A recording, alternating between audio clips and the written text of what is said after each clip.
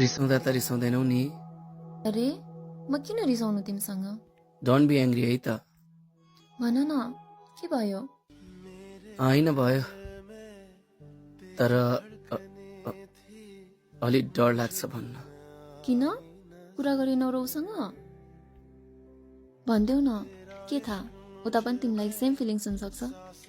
Maybe त्यो केटी तिमी हो।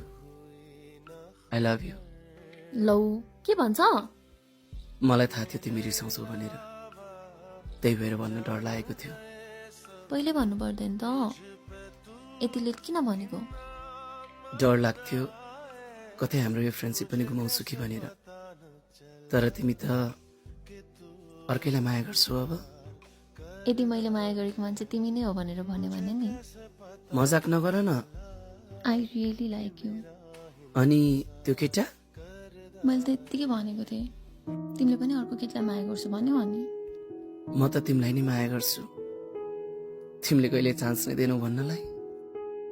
तिमीले त भनेको थियौ त अनि अर्को केटालाई माया गर्छु भनेर, त्यसैले म आफै पछाडि हटेको। सरी। अरे सरी भन्ने होइन पागल नि।